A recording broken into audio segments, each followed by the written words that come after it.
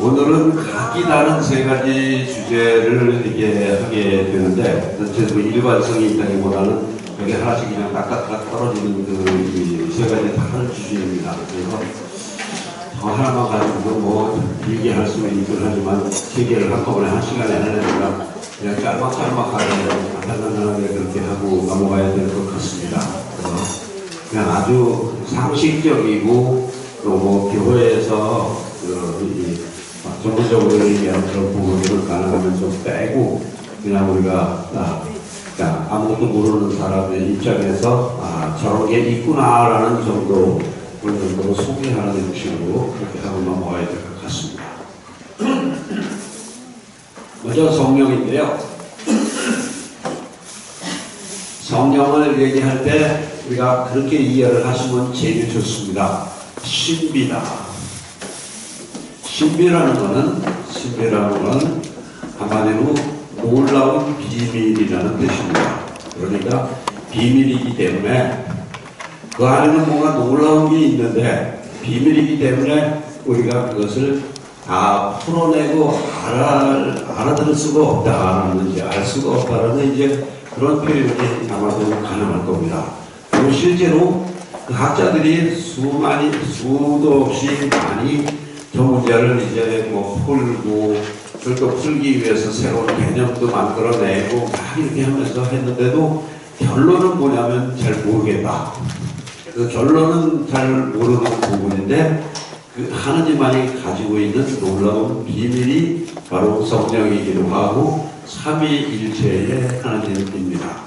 우리가 그 삼위일체 그 하나님의 그런 이 모습을 나타내는 하나의 이 가장 기본적인 교리다. 그래서 보통 뭐 영어에서 삼위일체, 수학에서 삼위일체 뭐 다 이렇게 말들이 다 거기서 나온 겁니다. 성부, 성자, 성령의 그런 하나님은 한 분이지만 그 안에는 각각 기능을 달리하는 성부와 성자와 성령의 그런 이 존재가 또 별도로 있다. 자, 지금부터 더 얘기하면 얘기가 이제 복잡해지고 길어집니다. 결국 그 놀라운 그 비밀에 대한 그 열쇠는 예수님의 말씀에 우리가 의존하는 수밖에 없습니다. 성경에 보면은 예수님께서 상당히 여러 차례 그러한 이 성령에 관한 부분을 이야기를 하세요. 그리고 마지막 순간에 이제 사도들에게 마지막 유언을 하시면서도 하늘나라로 올라가시기 전에 마지막으로 부탁의 말씀을 하면서도 너희는 세상에 나가서 성부와 성자와 성령의 이름으로 그 세례를 베풀고 그 사람들에게 하나님을 이제 전하라는 그런 말씀도 있고 중간중간에 여러 차례 성령에 관한 언급을 하시는데 그때마다 내용이 조금씩은 좀 다릅니다. 그래서 우리는 그 성령을 그냥 글자 그대로 풀어본다면 거룩한 영을 우리가 순수 우리말로 쓰면 어리라고 표현할 수도 있겠고 하나님의 힘이라고 그렇게 표현할 수도 있겠고 하나님의 정신이라고 또 그렇게 표현할 수도 있겠고요. 그래서 성령은 예수님의 그런 이 말씀과 성서의 이 기록을 봐서 틀림없이 존재하는 것은 틀림이 없습니다만은 그러나 이게 성부와 성자와 이 성령의 관계가 또 어떻게 되느냐 하는 것은 그냥 일반적으로 우리가 무슨 사랑의 관계다 이렇게 표현을 하지 쉽게 얘기해서는 이렇게 여러분들이 이해하시면 좋을 것 같습니다. 한 분이신 하나님의 어떤 기능, 하나님이 세상을 위해서 하는 하나의 어떤 역할 그런 거 하는 게 이제 성령이 하시는 거다라는 이제 기능 쪽에서 우리가 이렇게 보면 여러 가지로 나오기도 합니다. 예수님이 떠나가시고 나서 당신께서 내가 이제 곧 위로자 성령을 너희에게 보내줄 텐데 그분이 오시면 너희에게 이 미처 깨닫지 못한 것들을 알려주실 것이다 라고 해서 성령은 하나님의 지혜라고 그렇게 또 표현하기도 하고 그때 사도들에게 외향적으로 그 드러난 성령의 모습은 사람의 혀 모양으로 생긴 불꽃으로 그 열두 사도들의 머리에 이렇게 성령이 내려오셨다라고 그렇게 그 이야기를 합니다. 그래서 성령을 받은 그 사도들이 그 전까지는 굉장히 겁쟁이였고 두려움에 떨려서 그냥 방 안에서 다 문으로 잠그고 숨어 지내던 그들이 갑자기 그냥 안에서 뭐라고 할 거야 힘이 확 솟으면서 문을 박차고 나가가지고 여러분들이 죽인 바로 그 예수는 하나님께서 보내신 우리의 그 메시아 구세주였었고 그분은 이제 하나님의 힘으로 다시 살아났다라는 사실을 사람들에게 용감하게 이제 그 펼치는 그런 그 이 용기를 이 발휘를 하죠. 그래서 성령은 그 하나님의 또 힘이라고 그렇게 표현하기도 합니다. 하나님의 어리자, 하나님의 힘이자, 하나님의 지혜이자, 또 우리의 위로자이고, 그 성경에 나오는 여러 단어들을 다 하면 하나님께서 인간을 위해서 할 수 있는 하나의 어떤 좋은 기능의 종합체다 이런 식으로 그렇게 표현하게 되는데 이것도 다 그 정확한 얘기는 아닙니다. 저도 확실히 몰라요. 그래서 이런 것만은 그 확실한 것 같아요. 정부하고 성자하고 딱 두 분만 계시면 아버지하고 아들 그렇게 해가지고 이 해결이 잘 되는데 중간에 딱 성령이 끼어들어가지고 높고 낮음도 없고 또 시작도 뭐 다 똑같이 시작이 되고 조금 막 이렇게 얘기하다가 보면 도대체 뭐가 뭔지 모르겠다 이제 그게 결론으로 가는데 그냥 우리가 이렇게 보시면 되겠습니다. 삼위일체가 하나님의 저기를 내가 여러분 어느 한 집안의 이제 아버지죠. 아버지지만 동시에 그는 누구의 아들이기도 합니다. 그리고 또 동시에 누구의 부인이기도 하죠. 뭐 그런 것처럼 아들과 아버지와 그리고 남편 이 역할을 이 담당하는 어떤 그런 세 가지 기능적인 차원에서 우리가 하나님을 성부, 성자, 성령으로 이렇게 나눠본다라고 이렇게 생각을 하시고요. 이거는 아무리 설명을 해도 또 모를 겁니다. 그러니까 넘어갑시다 그냥. 근데 하나 확실한 거는요. 여러분들 아마 그럴지 모르겠습니다만은 저는 신학교에서 신학대학에서 무신론을 가르쳤어요. 무신론하고 신론을 가르쳤는데 무신론에서 하는 이야기들이 훨씬 더 쏙쏙 잘 들어오는데 신의 존재에 관한 부분은 말이죠. 이 부분은 이쪽에 훨씬 더 훨씬 매력적이고 이해도 잘 되고 이게 더 맞는 것 같고 이제 그럼에도 불구하고 그거를 내가 확 선택을 하기에는 너무 마음속에 또 아쉽고 이제 또 뭔가 이렇게 근원적으로 풀리지 않는 그런 부분들이 또 있어요. 그래서 그거를 가지고 이제 또 이쪽으로 이제 신에 관한 부분들도 이제 풀어나가고 이제 그런 이 부분인데. 무신론을 이게 하다가 보면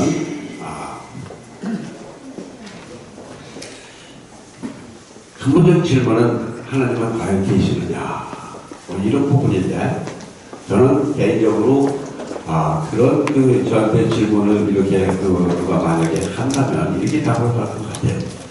자, 당신은 아주 yes, no 그거 딱 두개 가지고 답을 해보시오. 그리고 하나님이 진짜로 존재합니까? 라고 묻는데 저는 뭐라고 답을 할까요? 물론 예스라고 대답하기 여러분들 기대하는데 아니에요. 예스도 아니고 노도 아니고 잘 모르겠는데 그게 솔직한 정답입니다. 그리고 어떤 때는 정말 환하게 이렇게 뭔가 비춰오는 그런 느낌이 있지만 어떤 때는 정말 계실까 하는 그런 의심도 들고 그러면서 그냥 조금 커졌다 작아졌다 그리고 나중에 죽을 때 아이고 나는 살려주세요 그러고서 이제 죽는데 인간이 하나님에 대한 그런 생각 아니겠냐. 우리가 전에 첫 시간에 얘기했던 것처럼 파스칼의 그런 이야기처럼 어떻게 보면 하나의 도박이고 손해보지 않는 도박이고 어떻게 보면 나에게 그야말로 수백억짜리 로또 맞춰주는 그거 이상으로 더 나에게 그런 행복을 줄 수 있는 그런 도화이라 생각하시고 그냥 이쪽에다 거는 게 낫다. 자, 거기서 이제 저에게 성부, 성자, 성령을 이렇게 묻는다고 치면 성부가 진짜로 존재하는지 안 하는지 저는 잘 모르겠어요. 그런데 성자는 확실합니다. 이제 우리 기준으로 따져서 2018년에 18년 전에 세상에 태어나셔서 우리가 함께 33년을 사시다가 그리고 돌아가셨다가 다시 살아난 그분에 우리가 신에 대해서 궁극적으로 예스라고 답을 할 수 있는 궁극적인 근거는 예수님입니다. 예수님이 그분의 행승력과 말씀과 그런 그 죽은 뒤에 어떤 그 모든 면에서 우리에게 보여주셨던 이 행력과 그것을 토대로 해서 생겨난 어떤 교회 이런 것들을 통해서 우리는 하나님을 알 수가 있어요. 예수님을 통하지 않고는 하나님을 항상 지금 제가 말씀드린 것처럼 존재하는지 안 하는지는 잘 모르겠다라는 게 정답이고요. 내가 성부 하나님 아버지에 대한 그 부분을 알 수 있는 어떻게 보면 가장 유일한 근거는 예수님이라는 존재입니다. 그분을 통해서 그분이 이렇게 말씀하셨기 때문에 저는 그냥 그분의 이 진실성을 믿고 그대로 나는 그럼 예수님이 말씀하시는 그 하나님 아버지 나도 믿겠다라고 할 수 있는 게 그게 가장 정확한 근거지. 이론상으로 내가 머리로 따져가지고 나의 체험을 따져가지고 하나님 아버지를 따져나가는 거는 그거는 항상 왔다 갔다 하게 이제 마련입니다. 그래서 내가 신앙을 갖는데 결정적인 그 근거는 예수님이라는 점을 통해서 그래서 예수님의 말씀과 그분의 그 가르치심과 또 그분에 따라서 이렇게 살아갈 때 예수님이 어떻게 되었는가 하는 것들을 보면서 하나님을 이제 차근차근 나가는 게 우리들의 숙제라고 할 수 있겠죠.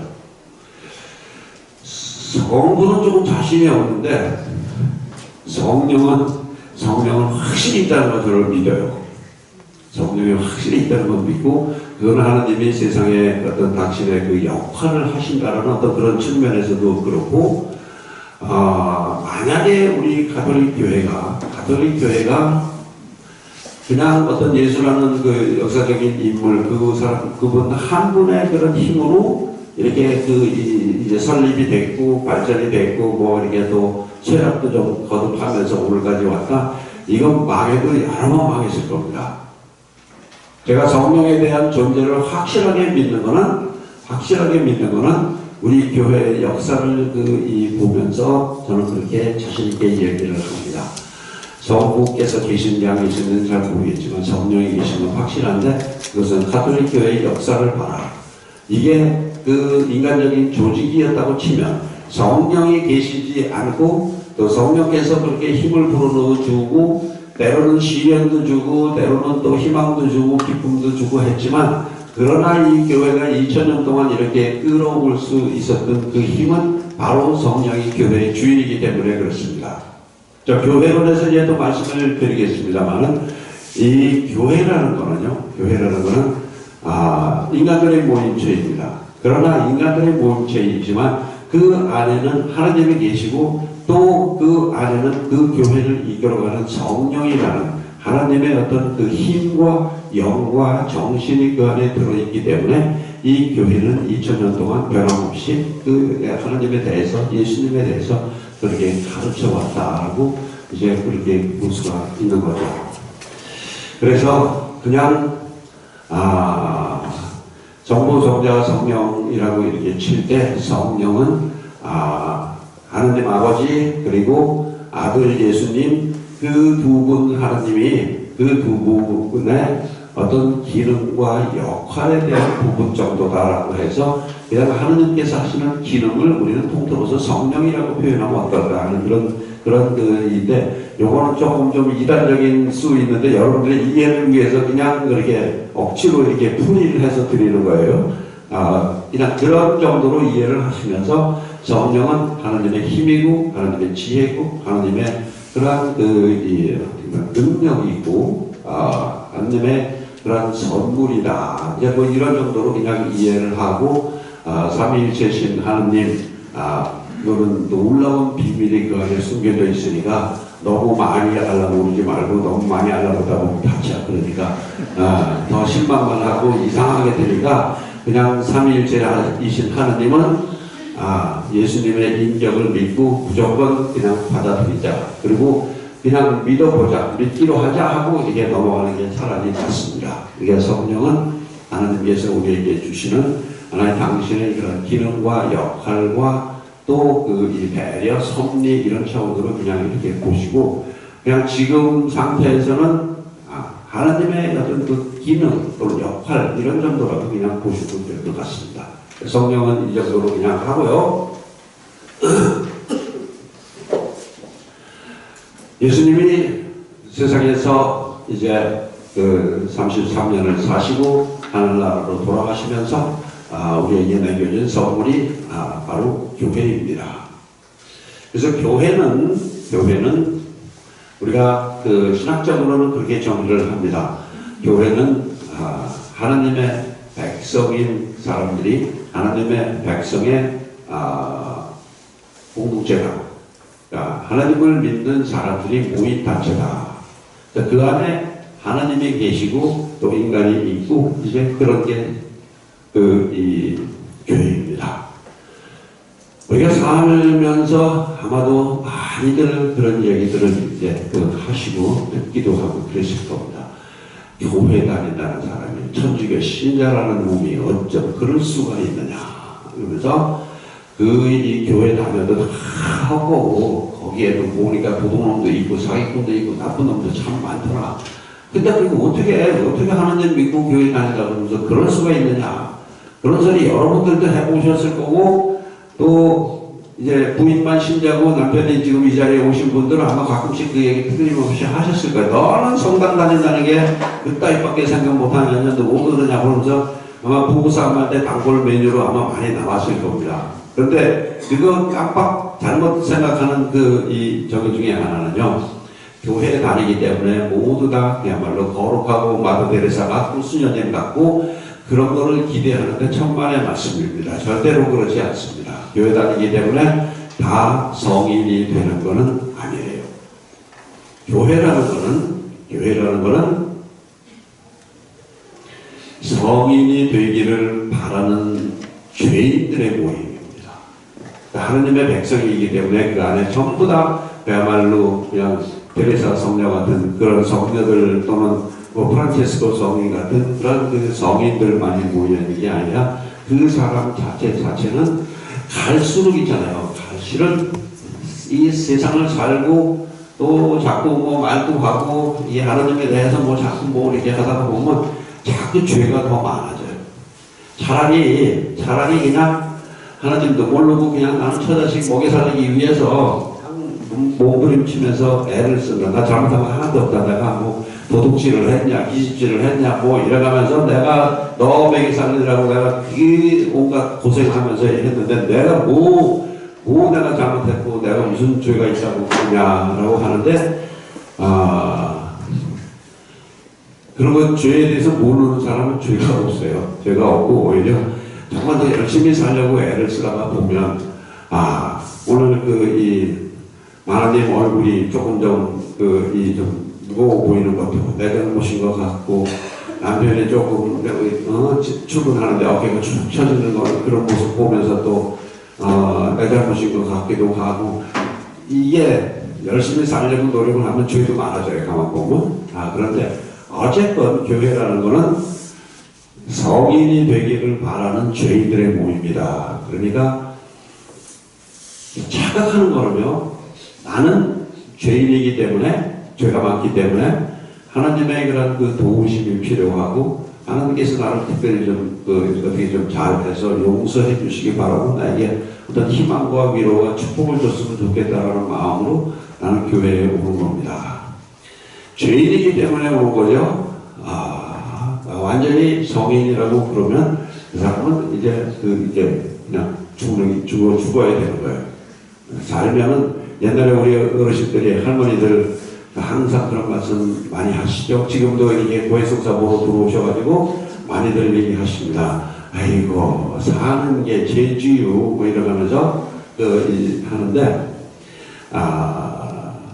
완전한 정의는 죽은 사람이 되는 거지, 산 사람은 죽을 때까지 갈수록 어떻게 보면 걱정도 많아지고 또 불안한 마음도 많아지고 이제 죄도 많아지고 그래요. 그래서 죄인들의 모임이고 나는 죄인이기 때문에 하나님의 도우심을 바라면서 내가 교회에 나오는데, 착각하는 게 뭐냐면 나는 죄인이기 때문에 교회에 나와서 하나님의 용서를 청하고 도우심을 청하는데, 저 사람은 천주교 신자고 신자이기 때문에 무슨 또 성당에도 열심히 다니고 뭐 봉사활동도 많이 하고 활동도 많이 하고 그런 사람이니까 죄가 없을 거다. 그러니까 저 사람, 그러니까 나는 죄인인데 저 사람은 성인이기를 바라는 거야, 실은요. 근데 그 사람도 똑같습니다. 나하고 똑같이, 저 사람도 나하고 똑같은 마음으로 내가 못났고 불쌍하고 하나님의 도우심이 많이 필요한 사람이기 때문에 교회에 나온다고 그 사람도 생각을 하는 건데, 나는 그 사람을 어떻게 생각하냐면 정당 다니는 사람이니까 완벽해야 된다. 우선 뭐 이제 저기 뭐죠? 뭐 그거죠 뭐. 하여튼 완벽한 부인상을 요구하고 완벽한 어떤 그 인간상을 이제 요구를 하는데, 그렇죠. 제가 전에 지내던 본당에 거기는 이제 신월동이라는 데가 있는데, 신월동 쪽에 이 가난한 사람들이 좀 많이 살아요. 그리고 그 동네 사람들 중에 이 압구정이나 강남 쪽에 와가지고 49조 566 하나 주인 있으세요? 566 하나 찾아 빼달라고 그러네. 그 사이에 나도 숨 좀 돌리자.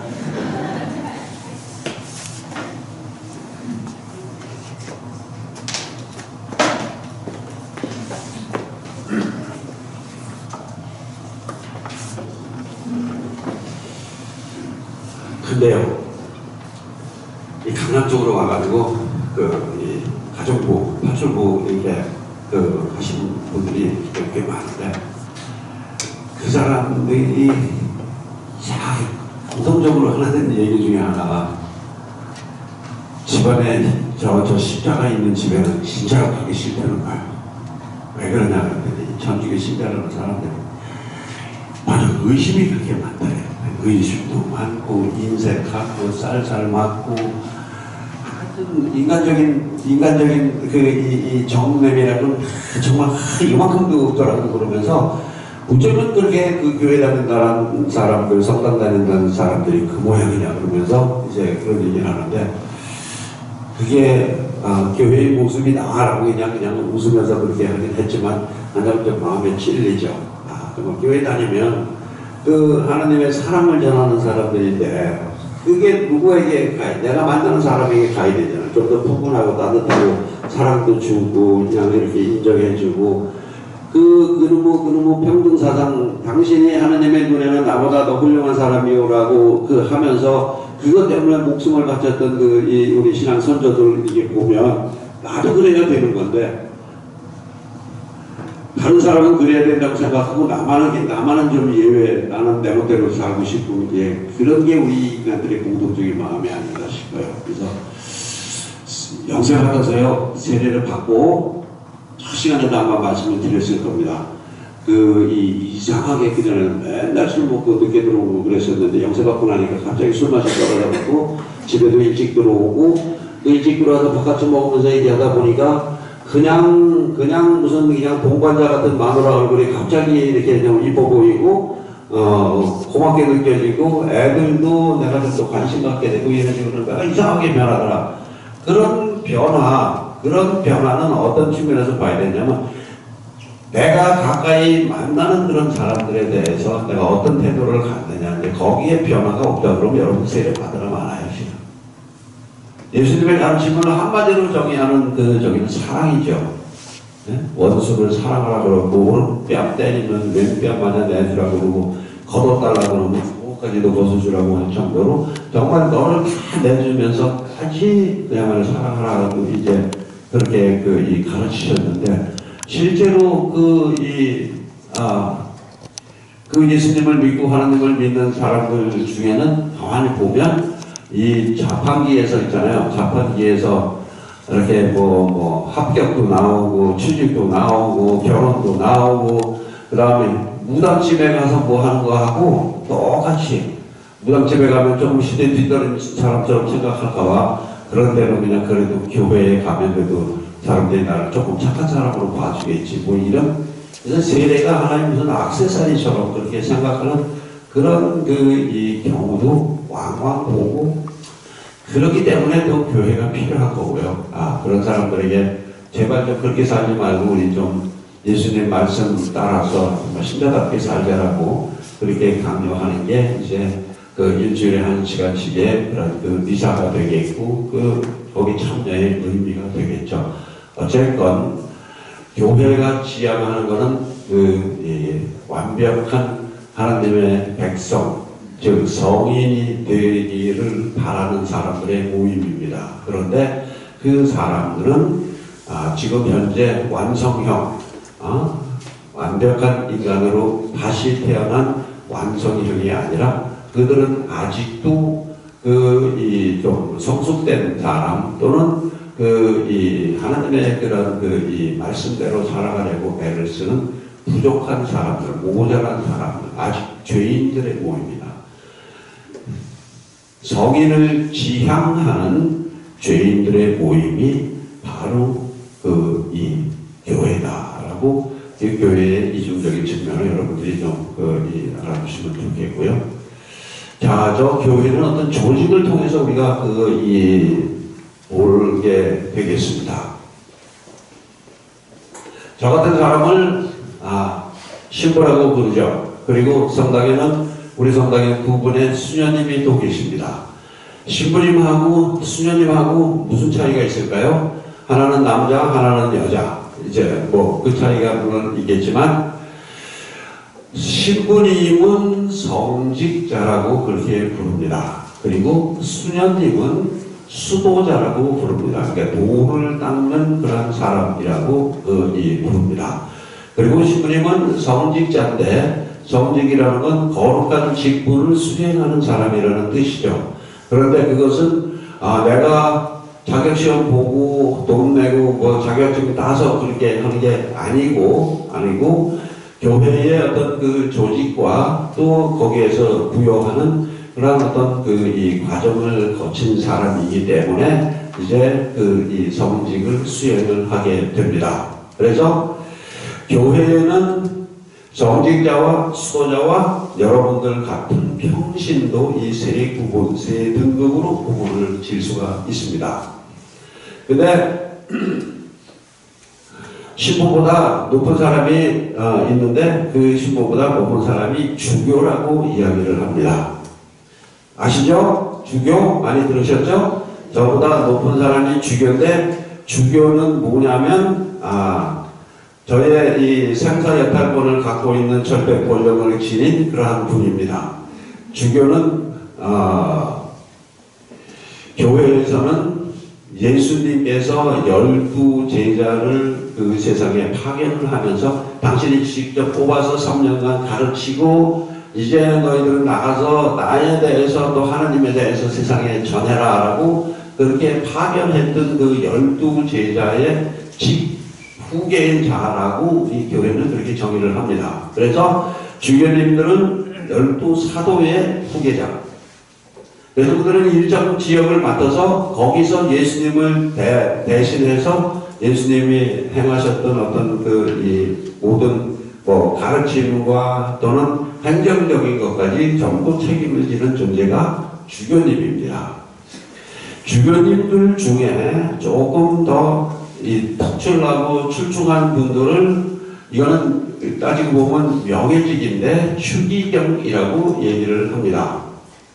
추기경이라는 것은 본래 기둥이라는 뜻입니다. 카디날이라는 게 기둥이라는 뜻인데 추기경들은 교회의 기둥 역할을 하는 분들이라고 해서 그분들은 추기경이라고 얘기를 하는데 주교님들 중에서 더 출중하고 훌륭한 이 재능과 덕행을 가지고 있기 때문에 교회에서 가장 중요한 어떤 이 역할을 담당하는 주교들 중에 이 원로급이라고 그렇게 표현을 하셔도 됩니다. 지금 전 세계에 13억의 그런 가톨릭 신자가 있는데 추기경은 지금 한 150명 정도 이렇게 계세요. 그래서 그 150명 추기경 중에서 지금 그 위에 최고 높은 분이 누구냐면 교황이라고 그럽니다. 프란치스코 교황. 교황님 그러는 거 다 들으셨죠?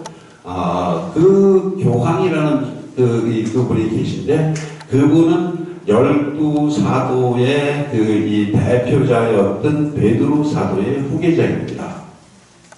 그래서 교회에는 교황이 있고, 그 아래 추기경이 있고, 또 그 아래 주교가 있고, 그 아래 이제 신부가 있고, 또 신부가 되기 전에 잠시 이렇게 보조 역할을 감당해주는 부제라는 이제 요쪽 부제까지 요 라인을 우리가 성직자라고 얘기를 하고요. 그 다음에 이쪽에는 이제 수도자. 그러니까 거기에는 남자는 술사라고 표현을 하고 여자는 술녀라고 얘기합니다. 그러니까 도 닦는 남자, 도 닦는 여자. 그래서 이분들은 어떤 특별한 권한을 가지고 또 이 어떤 행정적인 책임을 지고 이런 게 아니라 당신들의 어떤 소위 사는 모습을 통해서, 그래서 그분들은 순명과 정결과 그리고 가난, 이 세 가지 덕을 아주 나는 일생 동안 이렇게 살겠습니다라고 해서 서원을 하죠. 약속을 하고 정말 자기 재산 하나도 없이 정말 가난하게, 그리고 장성의 명령에 완전히 순명하고 일생 동안 그렇게 독신으로 지내면서 그렇게 사는 그분들은요, 도 닦는 사람이면서 동시에 세상의 증거자라고 표현을 합니다. 하느님을 믿고 그분의 가르침에 따라서 사는 사람들이 얼마나 행복하고 즐겁고 좋은지를 세상에 증거하고 보여주는 사람들을 우리는 수도자라고 표현을 하고, 이제 거기에 수사와 또 그 다음에 이제 수녀 이런 저기로 이제 표현을 하는 겁니다. 그래서 조직은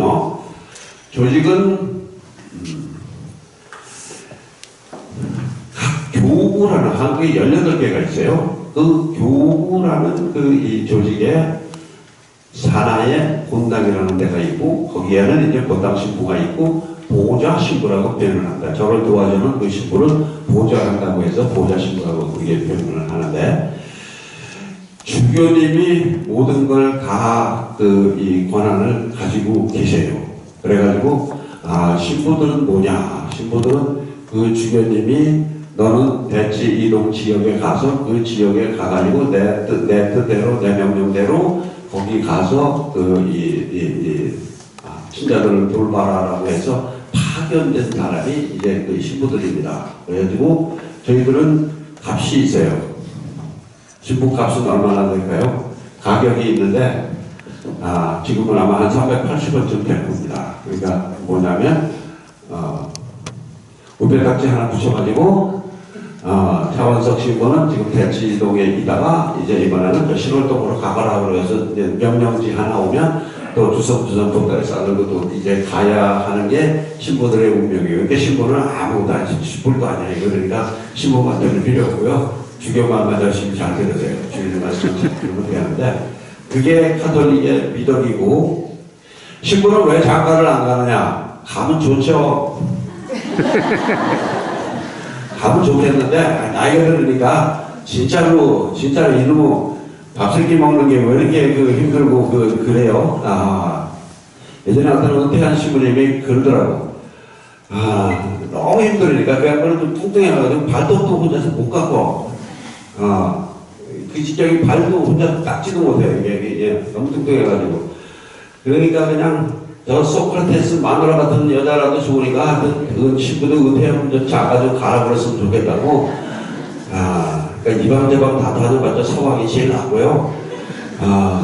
악처라고 해도 소크라테스 마누라 같은 그 악처도 없는 것보다 나은 것 같아요. 근데 지금 이제 아이고 신부님 살아보셔. 지금 당신이 뭘 몰라서 그러지. 아이고 이 여자 이 남자 이거 살다가 보면 신부님 부러울 때가 얼마나 많은지 알아요. 그러면서 그런 소리들을 하시거든요. 신부되기 참 잘하셨습니다. 세상살이가 그렇게 이렇게 쉬운 줄 아세요? 그러면서 시부님들은 뭐 그런데 처자식에 얽매이지 않으니까 자유롭고 그냥 마음껏 하느님 섬기고 뭐 이제 그럴 것 같은데 네가 그 신부의 그런 그 고독과 외로움과 이런 거를 지금 몰라서 그렇지 그거 한번 당해봐라 너도 이제. 그래서 항상 남의 덕이 커 보이고 남의 덕이 좋아 보이는데 결론은요, 지금 내가 선택하고 내가 사는 그 삶에 대해서 얼마나 만족하고 행복을 거기서 느끼고 내가 거기서 뭔가를 만들어내느냐가 중요한 거지. 저렇게 되면 더 좋겠다, 저렇게 되면 행복하겠다. 그거 소용없는 얘기입니다. 행복은 내가 어떻게 시작하느냐에 따라서 거기서 달라지는 거죠. 그래서 젊었을 때는 참 장가가면 좋겠다라는 그런 생각을 하다가 또 혼자 살기 잘했다 하다가 늙으면서는 또 이제 저긴데 어쨌건 교회는 가톨릭 교회는 신부님들은 전부 독신으로 이제 지낼 거를 약속을 하고 그렇게 저기를 합니다. 그리고 그 이유는 1104년까지 내가 봤을 때 이 부분에 대해서 얼마나 민감하면 연도까지 더 올리겠어. 1104년에 교황의 어떤 절대적인 명령으로 앞으로 신부들은 절대로 장가 못 간다. 그 장가 가려면 이제 나가라 이제 이렇게 해서 완전히 못을 박아가지고 지금까지 이렇게 이어져 온 겁니다. 1104년에 결정이 돼가지고 그 일을 했고 그 전에는 신부들도 결혼을 했어요. 그리고 12사도들 중에는 아마 한 10명 정도가 아마 결혼한 사람들이었을 거예요. 그래서 했는데 결혼을 하면서 이 신부 역할도 하고 뭐 하니까 이게 복잡한 게 하나 둘은 아니거든. 그때 생겼던 그 부작용들이 소위 우리가 중세교회의 타락, 무슨 또 마틴 루터 종교개혁의 시발점 뭐 이러면서 하는데 결국은 인간의 본성에서 나온 거예요. 처자식이 있으면요. 이게 다 마음이 글러가고 거기에다가 그냥 저기가 되지. 정말 내가 하느님을 위해서 일생을 바치겠습니다라고 약속을 해놓고 실제 뒷구멍으로는 처자식 먹여 살리고 좀 더 행복하게 해주느라고 뭐 챙겨야 되고 마음도 글러가고 하다 보면 너무 이게 갈라지니까 그냥 둘 중에 하나 선택해라 해가지고 그렇게 됩니다. 그리고 성공회의 신부님들은 결혼을 해요. 지금도 결혼을 이제 허락을 하는데 할 수는 있는데 목사님들의 얘기를 또 이렇게 들어보면 천주교 신부님들 되게 부러워해. 뭘 부러워하느냐면 신부님 참 좋겠습니다. 하나님만 열심히 잘 섬기면 되니까 얼마나 좋으세요. 우리는요 하나님 섬겨야 되지 마누라 섬겨야 되지 이게 마음이 갈려가지고 일로 가다 보면 이게 걸리고 일로 가다 보면 이게 걸리고 마음이 헷갈려서 안 된다고 그러면서 목사님이 딱 그렇게 표현을 하는데 그게 정답일 겁니다. 교회에서 신부들은 독신으로 지내게 한 가장 결정적인 이유는 가정 때문에 거기다가 힘을 쏟지 말고 여기다 힘을 쏟아라. 네가 이것이 그만 가치 있고 좋은 거라고 치면 그거를 통해서 너는 네 인생의 행복을 찾으면 된다라는 이제 그런 뜻으로 이제 딱 이제 못을 박아놔가지고 1104년부터 신부들은 이제 기본적으로 독신으로 이제 지내게 그렇게 제도적으로 그렇게 돼 있죠. 그런데 가끔 여러분들 이렇게 보시면서 전철에서 애기 안고 요거 요거를 제가 입은 이 원피스를 이제 이 수단이라고 얘기를 하고 수단이라고 그러고 요 안에 있는 거를 뭐 프로디셔스라고 얘기하고 요거 있잖아. 요거를 이제 로만 칼라라고 표현을 합니다. 요거를 한 거는 로마 가톨릭의 그 성직자라는 그런 이제 이 표시인데 근데 가끔씩 목사님들은 본래 그 개신교라는 건요, 가톨릭 교회가 너무 형식주의적이고, 너무 틀에 그냥 딱 해가지고, 어떻게 보면은, 우리가 하느님이 나가는데 교회가 도리어 걸림돌처럼 느껴질 때가 있어요. 저도 한때는 그것 때문에 막 고민을 좀 이렇게 한 적도 있는데, 그런 뭐라고 할까, 제도, 무슨 형식, 또는 뭐 이제 이런 법, 이런 거가 싫어가지고 우리는 그런 거 하지 말고 좀 더 자유롭게 하는 성기를 싶다 해가지고 이제 나온 게 개신교인데 가만히 그냥 똑같이 와 있어서 매고 뭐 얘기하다 보니까 이 남의 것이 커 보인다고 천주교 신부님들이 뭐 색깔별로 뭐 옷도 갈아입고 뭐 이런 것도 하고 그러니까 그게 굉장히 권위 있어 보였는지 목사님들은 슬슬 하기 시작을 해가지고 어떤 때는 그냥 뭐 옆에 여자 하나 있고 애 안고 이거 하고 그러면 신자들 천주교 신자들이 가서 아이 신부님 혼자 애 낳으셨습니까? 근데 이런 거 한다고 해서 인사하지 마세요. 반은 목사님일 수도 있고 저기 저 성북의 신부일 수도 있고 요즘에는 그냥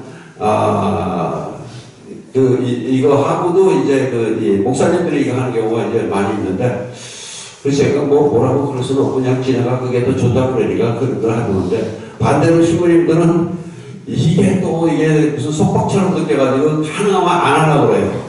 가능하면 신부님들은 어디 바깥에 나갈 때는 좀 더 이렇게 뭔가 거리감 두지 말고 그냥 똑같은 그 복장과 똑같은 마음으로 이렇게 사람들 만나라 그래가지고 저 성당에서는 주로 일고 있지만 나가면은 그냥 또 사복 입고 그러면서 이렇게 편안하게 지내려고 그러는데 세상은 그래서 보면은 돌고 도는 거야.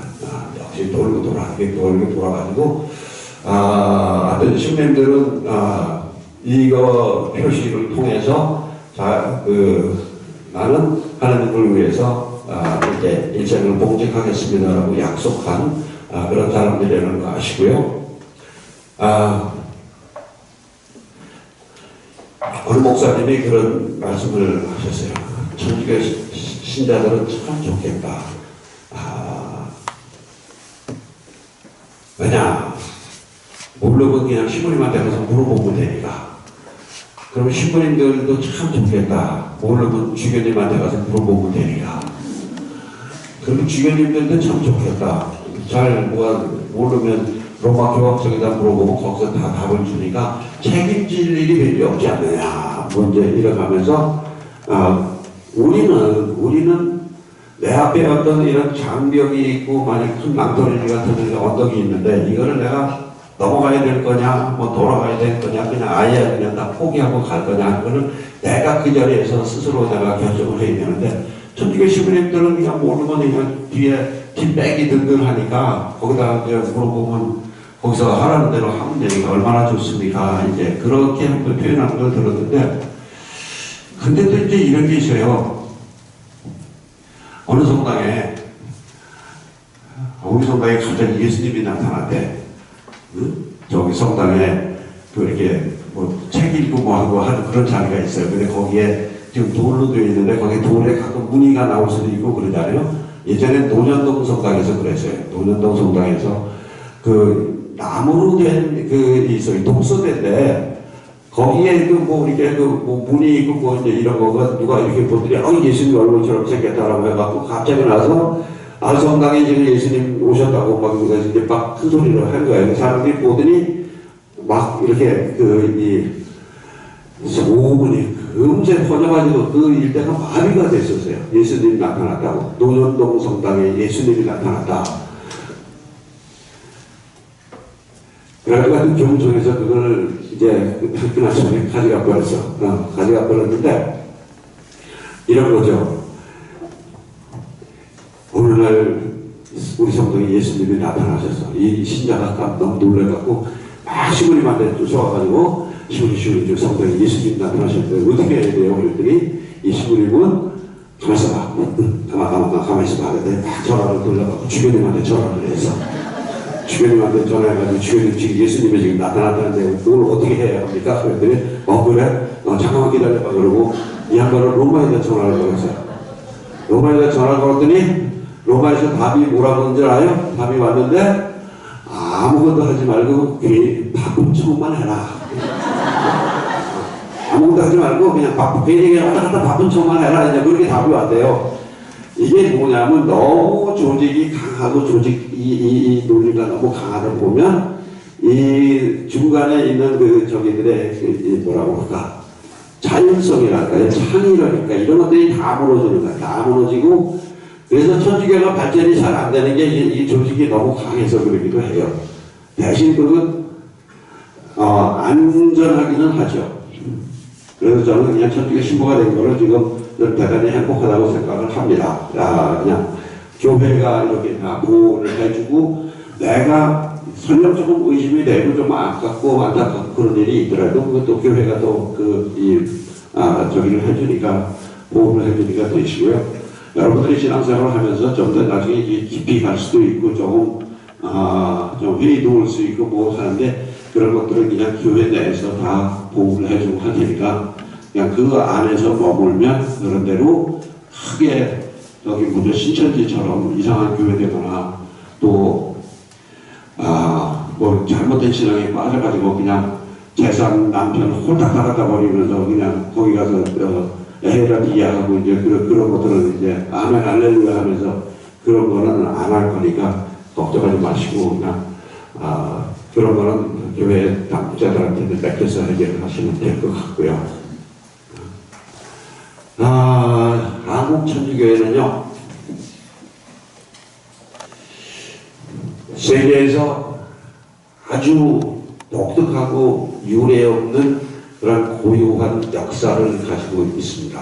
발생부터 그 발전과 또 오늘날에 이르기까지 저거는 정말 하느님이 특별히 관심을 갖고 이렇게 배려해주고 섭리해 주셨다라는, 그렇게밖에 말할 수 없는 아주 독특한 역사를 가지고 있는 게 한국 천주교의 모습입니다. 시작부터 그래요. 원래 다른 나라에서는 열두 사도들이 파견되고 뭐 이렇게 하면서 그 제자들이 또 파견되고 이렇게 하면서 교회가 설립이 되고 이게 모임이 형성이 되고 이랬는데, 한국에서만은 또 달랐어요. 이주시대, 그러니까 17세기 말경에 그때까지 우리나라를 지배하고 있던 그 논리는 성리학이었었죠. 그러니까 그냥 그거는 너무 지나치게 이론적이고 실천이 없고 실용적인 측면이 거의 없는 허황된 이론이라고 막 그런 회의론이 막 펼쳐지고 그런데, 중국에서 실학이라는 게 들어와요. 그러니까 실천적인 학문이라고 해서 실학이라고 들어오는데, 뭐 이성호, 그 다음에 정리학용, 또 뭐 권철식 이런 사람들이 이 실학 쪽에 굉장히 관심을 가지고 공부를 하기 시작을 합니다. 그러면서 맞아, 이 학문이라는 게 이게 실천적인 측면에서 실용적인 측면에서 효과가 있어야지, 그냥 맨날 우리는 뭐 이렇게 되면 안 된다 저렇게 하면 된다 이 말로만 이러다 보니까 우리가 이렇게 일본한테도 먹히고 막 이 모양이 되지 않느냐라고 해서 굉장히 실학운동이 일어날 즈음에 중국에서 많은 책들을 이제 가져오죠. 그 가져온 책들 중에 천주교에 관한 그런 책들이 또 거기에 이제 다수가 있었습니다. 그리고 그 당시에 실제로 중국에 아주 가장 유명한 과학자가 마테우리치라는 이 신부였었어요. 신부가 가장 실용적인 과학을 많이 알고 있는 신부가 있었는데, 그분들의 이게 책이 한국에 들어오면서 이분들이 그것도 같이 연구를 하는 거예요. 하다가 보니까 이게 그냥 단순히 우리가 살아가는데 유용한 그런 학문뿐만 아니라 이거는 어떻게 보면 우주에 관한 것, 인간이 어떻게 살아야 하는 것, 그리고 인간이 하늘과 또 이웃과 또 자연과 맺어야 되는 관계가 어떤 것인지, 이런 부분에서 그냥 이렇게 명쾌하게 다 정리가 되는 이런 책들을 못 보죠. 그러면서 이제 이거는 학문으로 연구를 하기 시작을 해요. 이제 천주교의 그런 이 교리라는 게 도대체 이게 뭐냐라고 해서 학문으로 연구를 시작을 하면서, 맞아, 이게 바로 우리가 그야말로 궁극적으로 추구할 수 있는 하나의 진리로구나 하면서 그걸 신앙으로 이렇게 받아들이죠. 그러한 소위 학문에서부터 학문 연구에서 시작해서 신앙으로 발전돼가지고 천주교를 받아들인 게 우리나라, 전 세계 우리나라밖에 없어요. 그리고 이분들은 이제 그것을 통해서 신앙을 받아들이면서 한국 사람들이 얼마나 머리가 좋냐면, 거기에 그 책을 보니까 거기에는 뭐 신부도 있고 주교도 있고 뭐 미사도 하고 고해성사도 하고 뭐 이래야 된다니까, 그러면 네가 신부하면 되겠다, 네가 주교하면 되겠다. 그러고서 그 책대로 이제 가서 이제 그 마음대로 이제 신부도 임명하고 주교도 임명하고 이렇게 해가지고 그렇게 해서 진짜 한동안 그렇게 해봅니다, 실제로. 그리고 뭐 고해 성사라는 게 이런가 보다 하면서 이제 뭐 이렇게 하기도 하고, 그러다가 이제 대통령 혼이 나죠. 그거는 아무나 그렇게 하는 게 아니라, 이 교회에서 이렇게 해가지고, 안수받고 성직으로 임명된 사람만 할 수 있는 거다라고 해가지고 이제 포기를 합니다만, 어쨌건, 가짜 성직자 제도라고 그렇게 얘기를 해요. 그 시기를 상당 기간 우리가 그 조상들이 그걸 만들어서 했어요. 그러다가 나중에 이제 금지당하고, 그때부터 이제 시부님을 모시기 위해서 이제 한 50년 동안 신부 없이 스스로 이렇게 개척해 나가면서 교회를 유지를 이렇게 하게 되는데, 첫째, 학문으로부터 시작해서 신앙으로 나아간 그런 유래가 없는 데다가 이렇게 가짜 성직자 제도까지 만들어 가면서 이 신앙을 지켜나가려고 애썼던 그런 역사에 없어요. 우리나라 많이 가는 고유한 역사인데, 저희들은 이것도 정말 하나님이 아주 아까 그 신비, 네?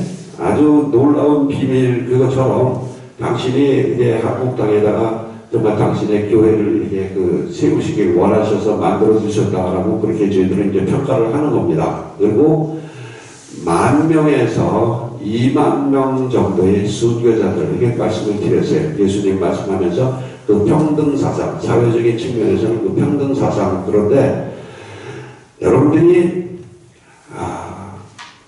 영사받기 전에 뭐 가족하고 딱 두 군데는 꼭 좀 가보셨으면 좋겠어요. 어디냐 하면 저기 절두산, 또 합정동 근처에 있는 절두산, 양화진이라고 그러죠. 양화진에 있는 절두산하고 또 저 서구 이천동에 있는 동부 이천동인가요? 동부 이천동이구나. 거기 세남터라고 있어요. 거기는 이 사형시키는 장소예요.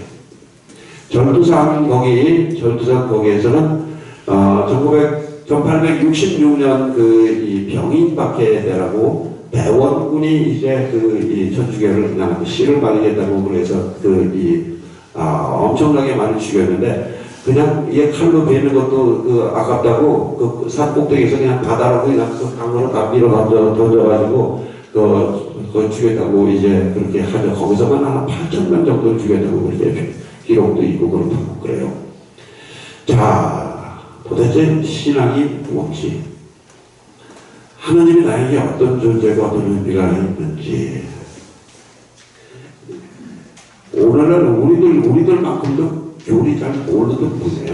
모르는 분들인데, 하나님은 그야말로 내가 궁극적으로 모셔야 될 나의 어떤 내 인생의 마지막 정거장, 뭐 그렇게 생각을 하셨던 것 같아요.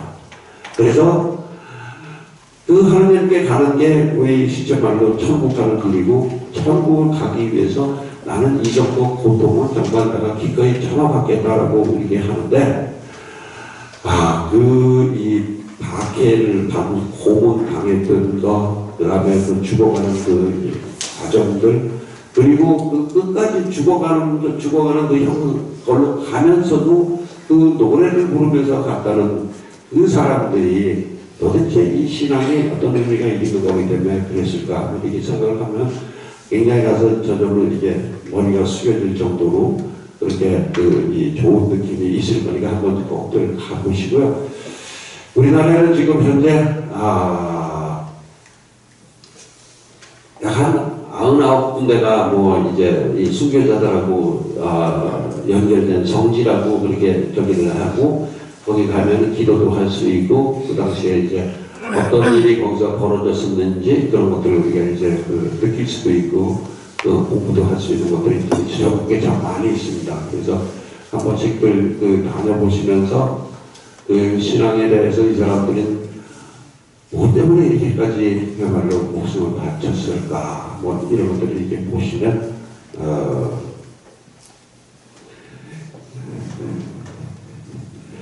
신앙은요, 내가 선택하는 것 같지만 실은 내가 선택하는 건 아니야.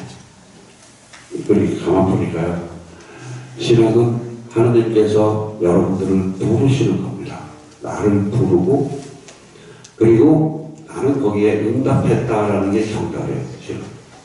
지금 내가 뭐 여기도 가보고 저기도 가보고 또 마누라 강요에 의해서 또는 마음의 평화를 위해서 뭐 이런 그 여러 가지 과정이지만, 그러나 내 인생 전체를 이렇게 놓고 이렇게 지나가다 보면 역시 사람이 사는 거는 하늘의 어떤 그 이끄심과 보호 또는 배려 이런 거에 따라서 이렇게 이루어져 가는 거지, 내가 잘나고 내가 노력했고 내 능력이 뛰어나서 이렇게 하는 거는 아닌 것 같아요.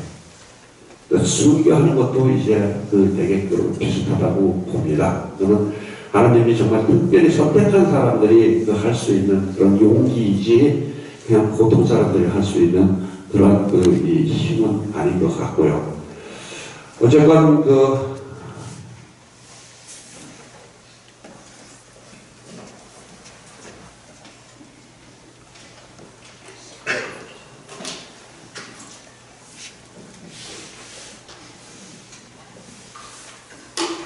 성령에 관한 거, 그 다음에 교회에 관한 거, 그리고 앞으로 내가 이 교회에서 내가 어떤 마음으로 살아가야 하는지 그런 부분들에 대해서는 그거 이제 아까 말씀드린 거, 성인을 지향하는 죄인들의 모임이고, 그러기 때문에 더 내가 내 자신을 정화하고 또 앞으로 나아가려는 선한 방향으로 살아가려는 그런 노력이 필요한 게 또 이제 교회라는 거.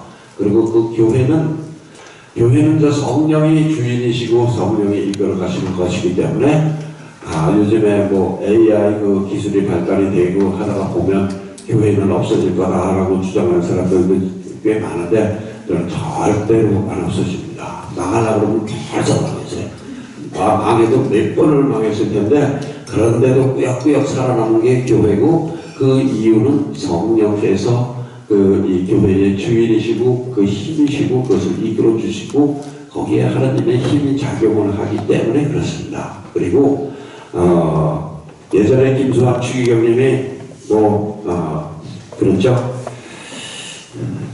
저기들 뒤에 데모하는 이제 노동자들 이제 명동성당에 숨겨뒀는데 경찰들이 진입을 해가지고 이제 잡아가려고 그러는데 추기경님이 절대로 못한다고 이제 나갔었어요. 나가서고 그때 무슨 말씀을 하셨냐면, 당신들이 이 명동성당 안으로 들어와가지고 저 불사 노동자들을 잡아가려고 하면 그 맨 앞에 내가 서 있을 테니까 나를 밟고 지나가라. 내 뒤에는 신부들 한 1,000명쯤의 신부들 있을 거고 그 뒤에 또 2,000명 수녀들이 있을 테니까 신부 수녀들 다 밟고 지나가서 잡아가라. 그러면서 이렇게 해가지고 결국 그 사람들이 포기해가지고 그 사람들이 그냥 안전하게 집으로 돌려보내줬거든요. 그 교회라는 거는 어떻게 보면 정말 하나님의 어리 보호를 해주는 성령입니다. 그래서 어느 정권, 어느 악독한 정권도, 나치 정권조차도, 옛날에 로마 황제조차도 그 교회 안에 숨어 들어간 죄인은 안 건드렸어요. 그 사람이 스스로 나와서 저기 할 때까지 기다려 그렇지, 거기 들어가서 강제로 이렇게 체포해가고 가서 막 부시고 이런 것들은 그건 안 하죠. 교회는 하느님의 어리 깃든 그런 성령, 거룩한 장소로 우리가 그렇게 저기를 했으니까, 살면서 지지고 볶고 뭐 어쩌고 하면서 마음이 좀 힘들고 어렵고 할 때 위로받고 싶은 것이 또 교회이기도 하고, 그 다음에 집에서나 또 어디서 죽일 놈 찾으려면 이래가면서 그냥 마음이 막 찢어지고 막 이랬더라도, 그래도 막 죽이고 싶은 생각이 여기까지 그냥 찼다 하더라도, 그래도 여기 들어오면 그게 또 가라앉아 있는 것이 또 교회의 또 역할이고, 성당의 그런 분위기고, 그 안에 흐르는 어떤 정신, 또 그래서 우리 모두가 같이 좀 보호해주고, 또 그것이 사회에 어떤 힘을 주고, 빛을 주고, 위로를 주는 그런 것이 이 교회라는 부분 우리가 생각을 하시면 되겠습니다. 오늘은 주제가 많아가지고 그냥 간단하게 이렇게 넘어갔는데, 다음 주에 또 뵙겠습니다. 수고 많으셨습니다.